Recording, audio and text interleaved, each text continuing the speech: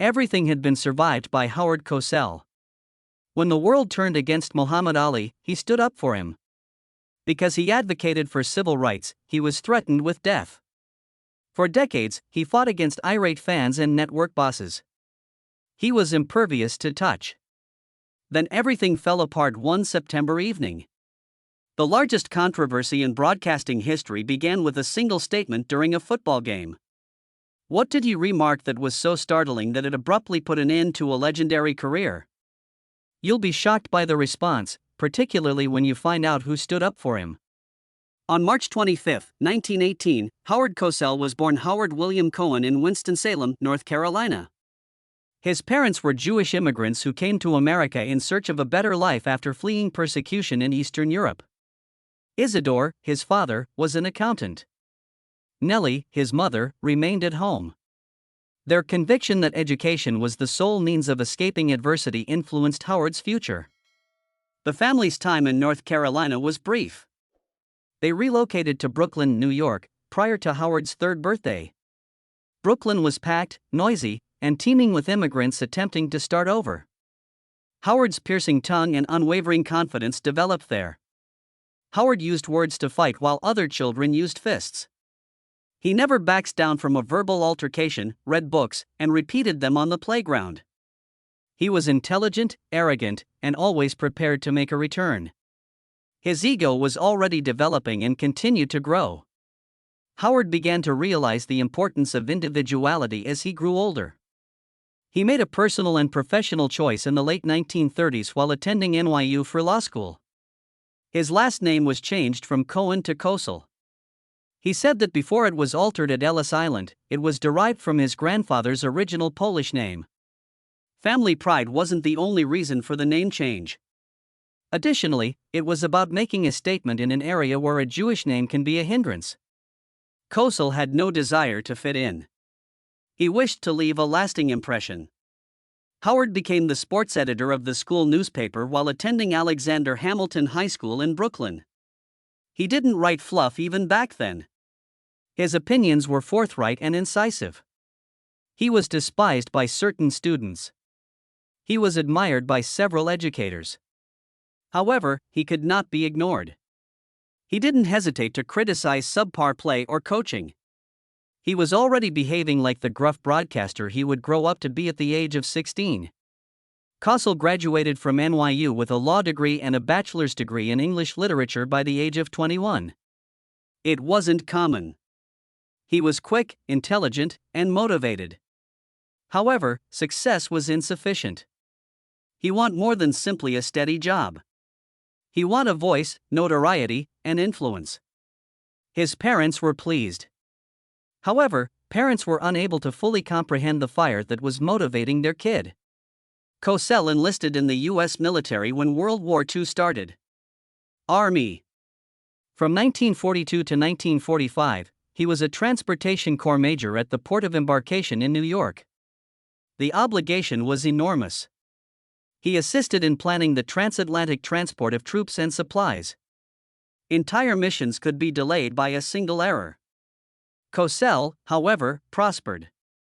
He became one of the youngest officers in his position after earning his rank at a young age. He was composed, effective, and capable of finishing tasks. That position demonstrated his ability to manage authority and pressure. Howard met WAC Sergeant Corporal Mary Edith Emmy Abrams while he was stationed in New York. Officers were not allowed to date enlisted personnel at the time. Cosell, however, was unconcerned. He immediately approached a commander and requested authorization. It took guts and paperwork to make the move. However, the general gave his approval. Despite the skepticism of her Orthodox Presbyterian family, Howard and Emmy continued to date. Even when it came to love, Cosell never let the restrictions stop him. In 1944, while he was still in the Army, they were married. The wedding took place in the courtroom of a Brooklyn judge. After 46 years of marriage, Emmy passed away in 1990.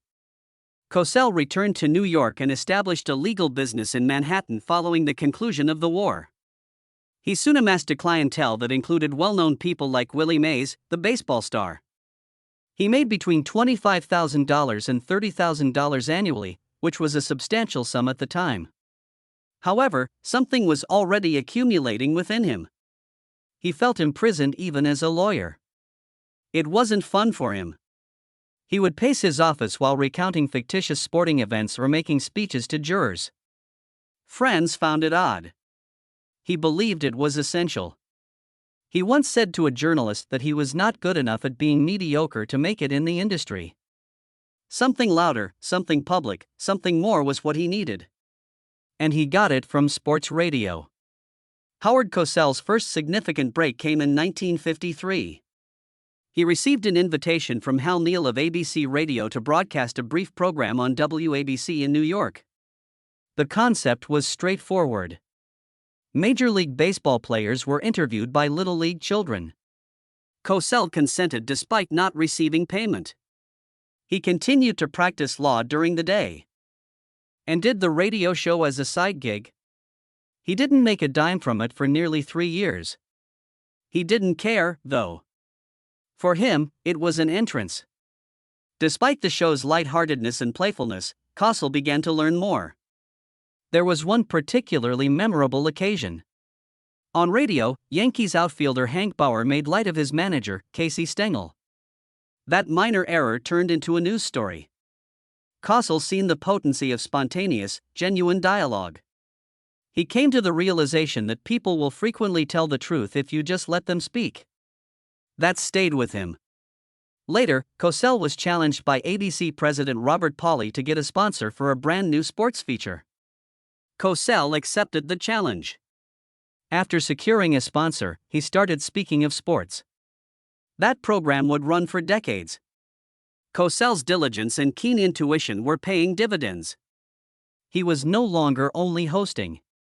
He was beginning to influence sports journalism. Cosell stopped playing it safe by 1956. He transitioned from doing occasional interviews to working as an ABC radio sports reporter full-time. Back then, the majority of sportscasters were kind. They steered clear of anything too sensitive or contentious and asked simple questions. Cosell, however, came in full force. He asked a player directly in an early interview if he shot too much and his teammates avoided passing to him. Individuals weren't accustomed to that. He persisted in pushing. He paid close attention to each response and always followed up if he suspected that something was being withheld. That style was despised by some. It was respected by others. Because they trusted Cosell, athletes like Tommy Smith, who delivered the Black Power salute during the 1968 Olympics, chose him for interviews. They were certain that he would respect their opinions and allow them to express themselves freely. That trust was important. Cosell gained notoriety for one item over time. He was honest. He did not behave in a supportive manner. He wasn't there to defend anyone's reputation or to compliment athletes. He pointed out misbehavior. Poor performance was criticized by him. Despite being advised to keep to sports, he discussed politics, race, and war. He was adored by some fans. He was despised by others. However, he was not disregarded. He was dubbed the most despised person in sports and the voice of American sports media. His distinct tone and piercing rhythm made his voice unique.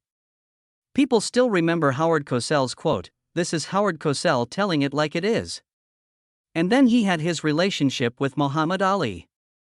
He was known as Cassius Clay in 1964. However, the majority of people didn't accept his new name when he came forth and announced it to the public. Newspapers continued to refer to him as Clay. TV hosts refrained from mentioning Ali. The retaliation was swift and severe. However, one man, Howard Cosell, rose to his feet and called out his name. Cosell referred to him on national television as Muhammad Ali. Millions of people were upset, but he didn't care. Hate letters flooded his mailbox, but he didn't care. Cosell wasn't going to back down because he thought Ali had the right to be himself. He understood what being an outsider meant. As a Brooklyn-born Jewish child who had experienced bullying due to his heritage, Cosell was aware of discrimination. For this reason, he supported Ali despite the fact that it endangered his own career.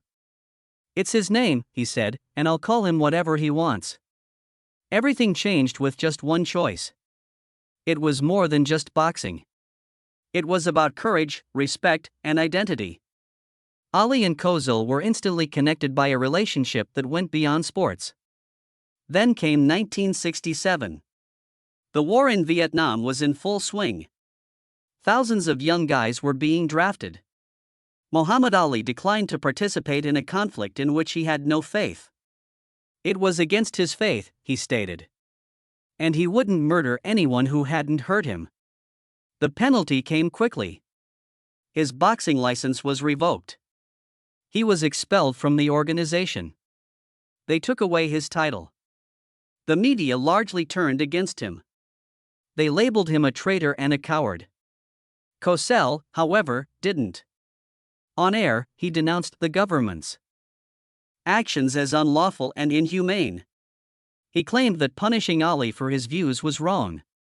The sponsors threatened to remove their advertisements. Networks advised him to remain silent. Cosell, however, did not recoil. No one else would say what he did.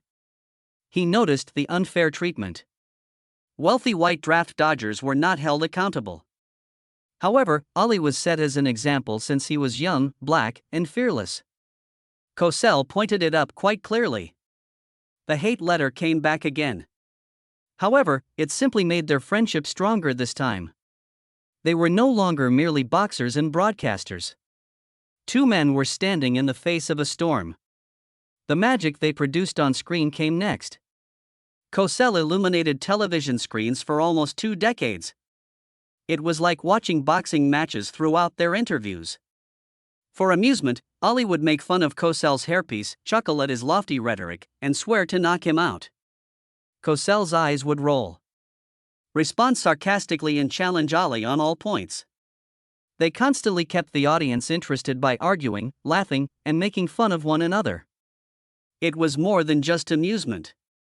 It was a brutally honest but always polite discussion between equals. Ali once yelled, "You should be arrested for air pollution every time you open your mouth." Cosell replied, "You'd still be in poverty if I hadn't made you." It was bold, funny, raw. But beneath the jokes, they admired each other. They trusted each other. They knew the cameras couldn't fake that kind of bond. When Ali was banned from boxing and almost forgotten by the world, Cosell didn't forget. While others turned their backs, Cosell opened his studio doors. He kept inviting Ali on air. They talked about his faith, his decision to stay out of the war, his dreams, his fears. In one interview at the Houston Astrodome, you could see the sweat on Ali's face after a hard workout. But Cosell didn't ask about the fight. He asked about the man. And people listened. Ali wasn't a villain anymore. He was a human being. And Cosell helped make that happen. Then came the night in 1973. Joe Frazier was in the ring with George Foreman. Millions were watching. Round after round, Frazier hit the canvas. And Cosell's voice rang through TVs across the world. 3 simple words, shouted 3 times, "Down goes Frazier, down goes Frazier, down goes Frazier." It was raw emotion. It was disbelief. And it became the most famous call in boxing history. People still quoting. Still laugh about it, and still feel it. That night, Cosell didn't just narrate a fight. He captured a moment in time, a moment that proved sport wasn't just about who won. It was about what we felt watching it. And no one made us feel like Cosell did. Ali would later say that Cosell gave him a voice when no one else would listen. Cosell once said that Ali helped him become more than just a broadcaster. He became part of the story. Together, they pushed America to confront race, religion, war, and identity. Not with anger, but with words, with dignity, and with courage. In 1970, ABC executive Roone Arledge made a decision that changed American television forever. He hired Howard Cosell to be part of the new Monday Night Football broadcast team. This was a complete gamble. Cosell wasn't a former football player. He wasn't even a traditional sports broadcaster. He was loud, opinionated, and had a voice that demanded attention. Enraged didn't want bland commentary. He wanted sparks, and that's exactly what Cosell brought. The NFL wasn't happy. For years, the league had insisted on approving who sat in the broadcast booth. Enraged said no. He stood firm, refusing to let the league control his team. And it paid off. Ratings jumped 50% in that first season. Viewers were hooked, not just on football, but on the show around the game. The following year, in 1971, Enraged made another bold move. He replaced respected announcer Keith Jackson with Frank Gifford. Gifford had never done play-by-play before. But he was a football star with a calm, likable presence. Enraged wasn't looking for experience. He was building a trio. Cosell brought the drama. Don Meredith added humor. And now Gifford would balance them out. It worked. Ratings soared again. ABC was charging $65,000 for a single ad minute during the game, a massive sum for the time.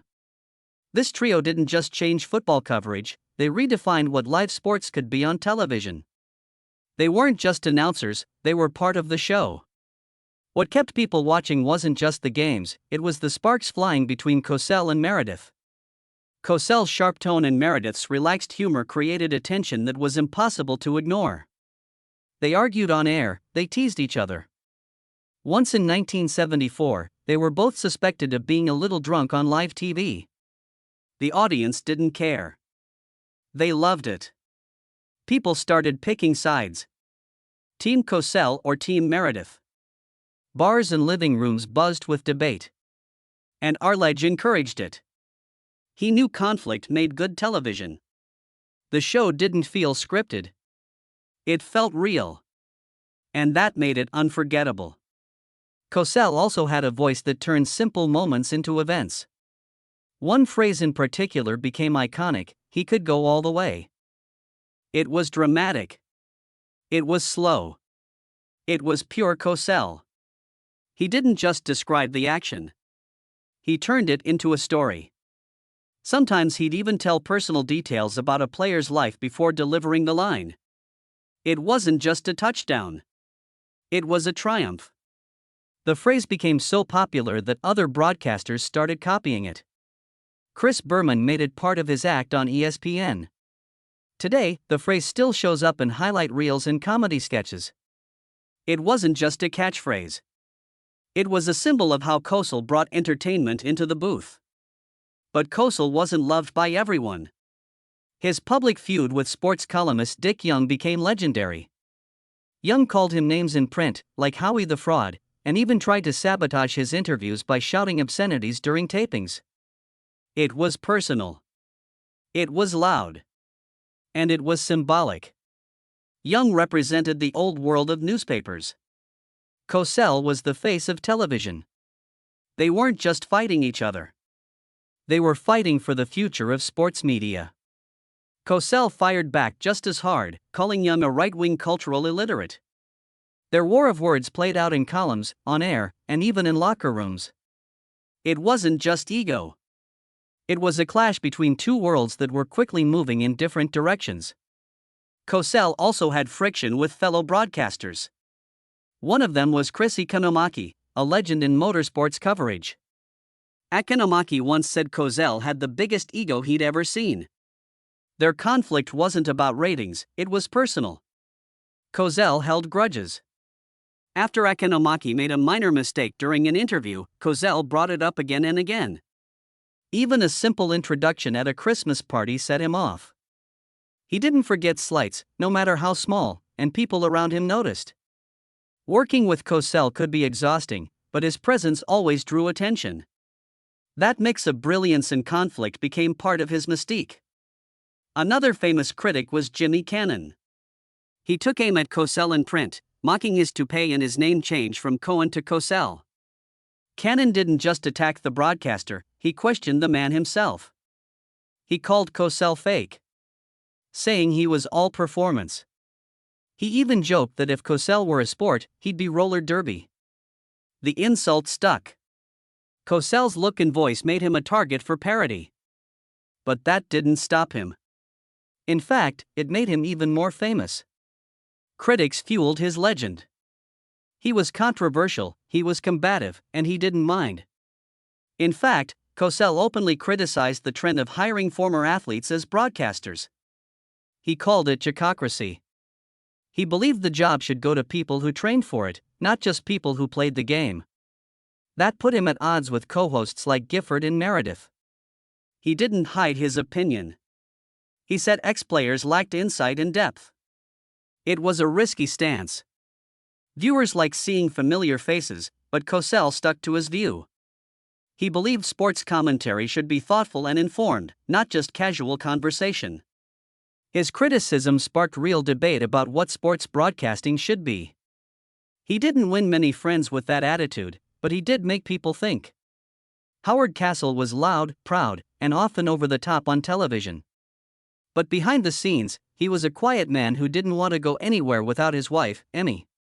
Her real name was Mary Edith Abrams. They got married in 1944 and stayed together for 46 years. Howard once told a reporter, "I wouldn't even cross the Triborough Bridge without Emmy." He meant it. Emmy followed him everywhere, games, events, interviews. People in the industry knew how close they were. Even his daughters said he couldn't function without her. She gave him balance. After she died in 1990, everything changed. His health got worse. His spirit faded. Within a year, he had surgery to remove a tumor. 2 years later, he left broadcasting for good. People who only knew the tough version of Cosell on TV were stunned by how broken he was without her. That side of him, the quiet love and dependence, had always been hidden behind the noise. At home, Howard was nothing like the man people saw on camera. The shouting, the arguments, the fast talking. That was all part of the job. In private, he was calm. He was gentle. He had 2 daughters, Jill and Hillary, and he loved reading them poetry from Keats and Shelley. On walks, he recited lines softly. He played card games with neighbors. He rarely raised his voice. Emmy kept him grounded.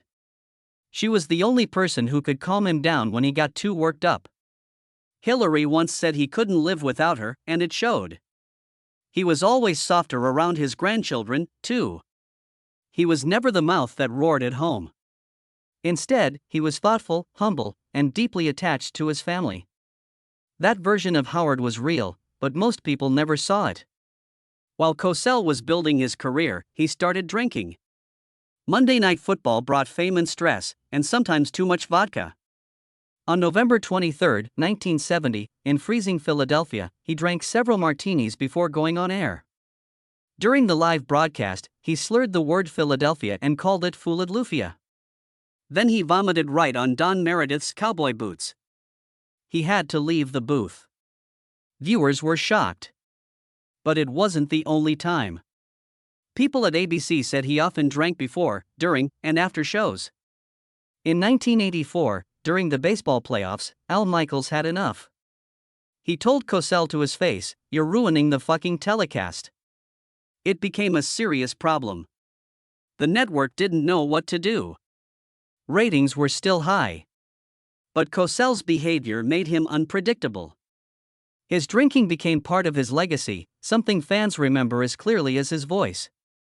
Under all the confidence, Cosell was insecure. Deep down, he was afraid people didn't like him. That fear drove him. He fought with co-hosts, challenged sports officials, and argued with executives. But it wasn't always about truth. Sometimes, it was about proving he belonged. He once said that only Frank Sinatra got more negative press than he did. He constantly asked producers if others were turning against him. He worried about being replaced. The bold opinions and sharp words were often a shield. He needed to be seen. He needed to be respected. And when he wasn't, it cut deep. People thought he was arrogant. But many of his outbursts came from fear, not pride. One of Cosell's most unforgettable moments came on December 8, 1980. During the final minute of a football game between the Dolphins and the Patriots, he got word that John Lennon had been shot and killed outside his apartment in New York. Cosell paused. He didn't want to say it on air. His co-host, Frank Gifford, told him he had to. So Cosell went live. He told millions of viewers, "It's just a football game, an unspeakable tragedy confirmed to us by ABC News. John Lennon shot twice in the back, dead on arrival." It was quiet after that. People sat frozen in their homes. No one was expecting to hear that kind of news during a game. But it was a moment that showed how powerful television could be. Cosell wasn't just a sports announcer that night. He was the one who told America that one of its most loved voices was gone. On the night of September 5, 1983, millions of Americans sat in front of their TVs watching Monday Night Football. The Dallas Cowboys and Washington Redskins were battling it out, and the atmosphere was electric. But what people remember most about that night had nothing to do with touchdowns or final scores. As Washington wide receiver Alvin Garrett darted through defenders, Howard Cosell made a comment that would end his career. He said, "That little monkey gets loose, doesn't he?" In just 6 words, Cosell sparked a national firestorm. Viewers were stunned. The phones at ABC lit up with complaints. By morning, newspapers and talk shows were tearing the moment apart. Cosell, a giant in sports broadcasting for decades, was suddenly at the center of one of the biggest controversies in television history. Reverend Joseph Lowery, president of the Southern Christian Leadership Conference, didn't wait to react.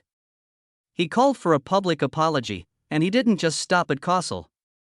He sent telegrams to ABC executives demanding they take action. Lowery used the moment to highlight a larger issue. He pointed out the contrast between the number of black athletes on the field and the near-total absence of black voices in the broadcast booth. The backlash spread quickly. Radio shows, newspaper editorials, and TV panels exploded with debate. The demand for Cosell's firing grew louder with each passing hour.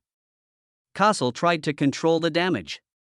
At first, he claimed he hadn't said "little monkey" at all. He said he only remarked that Garrett moved like one and meant it as a compliment to his agility. ABC tried to back him up, saying he wasn't talking about Garrett's appearance, but his quickness. But the tapes didn't lie. Journalists replayed the footage and confirmed what viewers had heard. Cosell had said the exact words being denied. This only made things worse.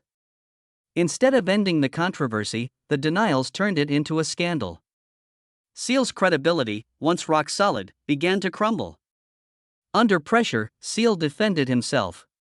He said, "Little monkey" was a phrase he'd used for years with no racial meaning. He pointed to earlier broadcasts, including a 1972 game where he called white player Mike Adamle a little monkey. In 1982, he used the same term for Glenn Hubbard, another white athlete. He even said he used it affectionately with his grandchildren. Supporters argued that Cosell's track record mattered. He had always spoken up for civil rights. He had defended Muhammad Ali when few others did, but none of that seemed to matter. Context was quickly buried under outrage. Then came a surprise. Some of Cosell's strongest defenders were black athletes and civil rights leaders. Jesse Jackson publicly supported him. Muhammad Ali stood by his side. And Alvin Garrett himself, the man Cosell had been describing, said he didn't find the comment offensive. Garrett explained, "I liked Howard Cosell. I didn't feel that it was a demeaning statement." But public opinion had already turned. The media had framed the story as a racial insult, and that version stuck. Even with all the support, Cosell couldn't escape the storm. The controversy took on a life of its own, one that didn't care about past friendships or good intentions. By the end of the 1983 season, Cosell was done. 13 years after helping reinvent Monday Night Football, he stepped away. He called the experience emotionally draining. It wasn't just the scandal that wore him down. He had grown disillusioned with the direction football and television were heading. His departure marked the end of an era. Cosell had once been a fearless voice, unafraid to challenge athletes, coaches, and even the leagues themselves. Now, a single sentence had ended it all. Though he continued on radio until 1992, his presence on TV was never the same. His personal life soon began to fall apart. In 1991, at age 73, he was diagnosed with cancer. Doctors found a tumor in his chest, and he went through surgery that June. At the same time, he was coping with the death of his wife, Emmy, who had been his partner and emotional anchor. Cosell tried to stay active on radio, but it was clear he was fading. By 1992, he retired for good. He spent his final years battling not only cancer, but heart disease, Parkinson's, and several minor strokes. Interviews from that time show a man full of regret. He felt like he had been pushed out before completing the work he started. The same voice that once shaped how America saw sports had gone quiet. The world barely noticed. On April 23, 1995, Howard Cosell died in New York at age 77. The cause was a heart embolism. News of his death brought mixed reactions. Some called him a legend and a pioneer, a man who made sports broadcasting smarter and bolder. Others remembered only the controversies, the arrogance, and the final downfall. There were glowing obituaries and sharp critiques. Some fans mourned, others shrugged. His legacy had been forever changed by that one night in 1983. Even so, the world didn't forget his contributions. In 1993, 2 years before his death, TV Guide named him the all-time best sportscaster. That same year, he entered the International Jewish Sports Hall of Fame. In 1994, he was inducted into the Television Hall of Fame, although he was too ill to attend. More honors followed. In 1996, he received a posthumous Sports Emmy for Lifetime Achievement. He was also added to the American Sportscasters Hall of Fame and later the International Boxing Hall of Fame. These awards were a final recognition that, despite the scandal, Cosell had changed the game forever.